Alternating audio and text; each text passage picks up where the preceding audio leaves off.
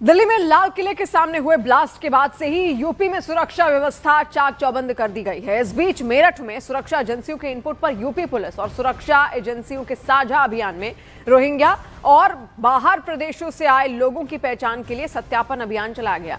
मेरठ में जो भी बाहरी आया है उसका वेरिफिकेशन किया जा रहा है।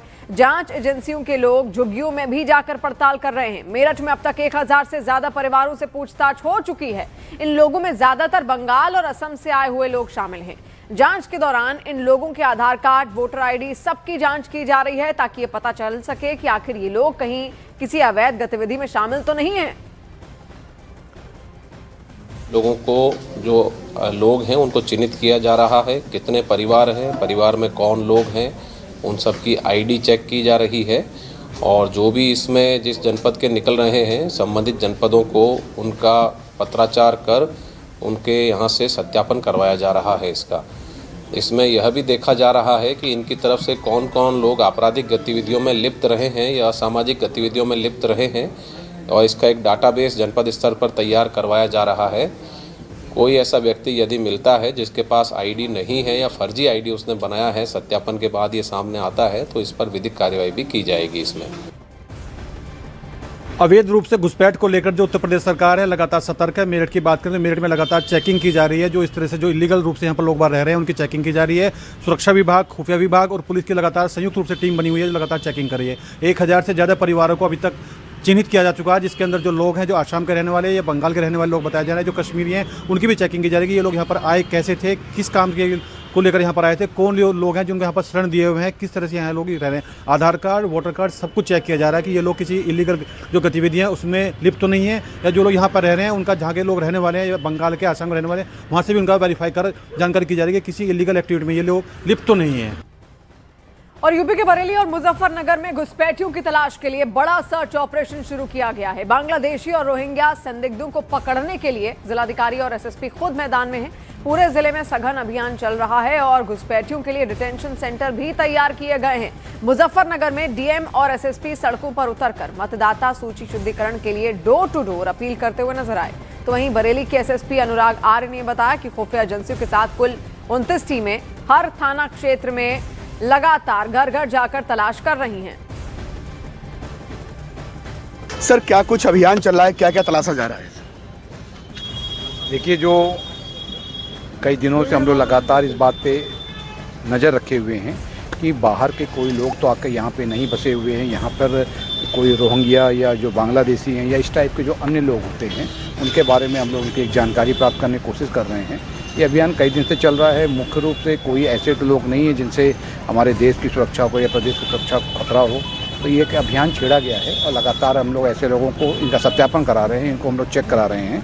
और अगर कहीं पर इस प्रकार के लोग पाए जाएंगे उनको देखा जाएगा, डिटेंशन सेंटर में हम इनको लेके जाएंगे और इनकी पूरी हम तहकीकात कराएंगे और उसके बाद जो निकल कर सामने आएगा तदनुसार आवश्यक कार्रवाई जो है वो अमल में लाई जाएगी। सर, ये अभियान पूरे जिले के सभी तहसील इलाकों में चल रहा है। डिटेंशन सेंटर कहाँ बनाया गया है इसका? डिटेंशन सेंटर जो हमारा पुरानी जो जेल है उसका जो महिला का जो जेल है उसमें उसको बनाया गया है और वहाँ पर अभी हम लोग अभी भी विजिट भी वहाँ करके आ रहे हैं। हम और कप्तान साहब पूरी टीम हमारे साथ में थी और पूरे ज़िले में अभियान चल रहा है। हर जगह जो है बहुत ही बारीक तरीके से हर ऐसे संदेहास्पद जितने भी लोग हैं उनके ऊपर नज़र रखी जा रही है और उनका जांच पड़ताल की जा रही है।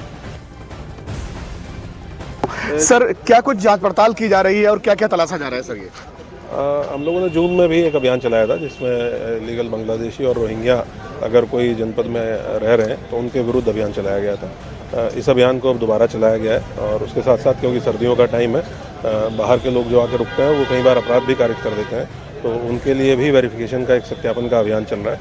ये सभी थाना क्षेत्रों में टीमें गठित करके साथ साथ में जो COLIU की अपनी टीम है उनके भी नेतृत्व में अभियान चलाया जा रहा है।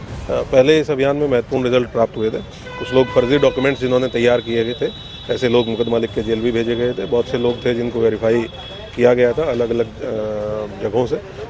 इस बार भी जो भी ऐसे नतीजे सामने आएंगे आपके साथ शेयर किया जाएगा। सर, जिले में कितनी टीमें बनाई गई हैं और कितने थाना इलाकों में ये सब कुछ कार्य चल रहा है? टोटल 28 थाना क्षेत्र हैं जिनमें हमारी टीमें गठित की गई हैं और उसके साथ साथ एक COLIU की टीम है। तो ये टोटल 29 टीम्स हैं जो इस वेरिफिकेशन अभियान में लगी हुई। जो ऐसे लोग पकड़े जाएंगे, घुसपैठिए मिलेंगे, तो उनके लिए कहाँ रखा जाएगा, क्या कुछ इसके आगे कार्रवाई? उसकी MHA की गाइडलाइंस है कि अगर कोई बांग्लादेशी इस तरह का मिलता है तो उसका वेरिफिकेशन कराया जाता है कि बांग्लादेश का नागरिक है या नहीं है।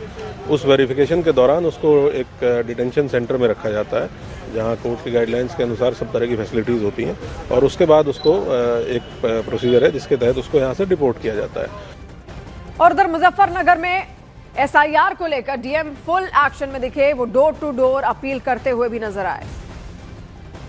भारत निर्वाचन आयोग के निर्देशों के क्रम में हम लोग मतदाता सूची का पुनरीक्षण करा रहे हैं। उसी के क्रम में मैं और हमारे SSP साहब हम लोग घर घर जा कर के यहाँ लोगों से अपील कर रहे हैं कि सभी अपना फॉर्म भर दें समय से, और जिससे किसी का जो अर्ह मतदाता है उसका नाम मतदाता सूची में आने से न छूटे। और साथ ही साथ जो किन्हीं कारणों से शिफ्टेड हैं, जिनकी मृत्यु हो चुकी है, अर्थात SD वोटर्स हैं, उनको भी मतदाता सूची से अलग करके शुद्ध मतदाता सूची का निर्माण कर सकें। इसीलिए हम लोग आज फील्ड में उतरे। और इस बीच समाजवादी पार्टी के अध्यक्ष अखिलेश यादव ने सरकार पर हमला करते हुए कहा कि ये सरकार SIR के जरिए वोट कटवाने की चिंता कर रही है, बढ़वाने की नहीं। कमीशन का काम ये होना चाहिए कि ज़्यादा से ज़्यादा वोट बने, लेकिन इधर देखने को मिल रहा है भारतीय जनता पार्टी जब से हारी है तो बनाने से ज़्यादा उन्हें चिंता इस बात की कि वोट काटा जाए, और वोट काटने का SIR हो रहा है। ये SIR से बड़ी संख्या में लोगों के वोट काटे जाएंगे। इस पूरे एक्सरसाइज को अगर आधार के माध्यम से किया जाता तो शायद लोगों को इतना भटकना ना पड़ता। उत्तर प्रदेश में SIR को लेकर बढ़ते सियासी विवाद के बीच अब प्रशासन ने घुसपैठियों के खिलाफ सबसे बड़ा अभियान शुरू कर दिया है। पश्चिमी यूपी में 15,000 लोगों की क्षमता वाला हाईटेक डिटेंशन सेंटर मॉडल तैयार कर लिया गया है। बरेली की निर्माणाधीन जिला कारागार को ही डिटेंशन सेंटर में बदला गया है। इसकी सुरक्षा त्रिस्तरीय होगी। बरेली में घुसपैठियों के खिलाफ जांच पड़ताल शुरू हो चुकी है। बरेली के भीतर जो रोहिंग्या हैं, पाकिस्तानी हैं या फिर बांग्लादेशी ऐसे नागरिक जो बरेली डिवीजन के अंदर यानी कि बरेली, शाहजहांपुर, मुरादाबाद और पीलीभीत के जिलों में ऐसे जो घुसपैठिया रह रहे हैं, उनकी जो है धरपकड़ के लिए कार्रवाई तेज हो चुकी है। और इस वक्त मेरी मौजूदगी निर्माणाधीन जिला कारागार के बाहर है। इसी निर्माणाधीन जिला कारागार के लिए डिटेंशन सेंटर यानी कि अस्थायी हिरासत केंद्र बनाया गया है। बरेली के जिलाधिकारी और कमिश्नर ने ये चीज के लिए निश्चित कर दिया है कि बरेली की निर्माणाधीन जिला कारागार ही डिटेंशन सेंटर है, और यहीं पर वो ऐसे अवैध जो घुसपैठिए हैं, चाहे वो पाकिस्तानी हो, रोहिंग्या हो या फिर बांग्लादेशी हो, उनके लिए चिन्हित किया जाएगा और इसी डिटेंशन सेंटर के भीतर रखा जाएगा। और इसके बाद उनके लिए FRRO के जरिए जो है उनके लिए उनके देश वापस भेजा जाएगा।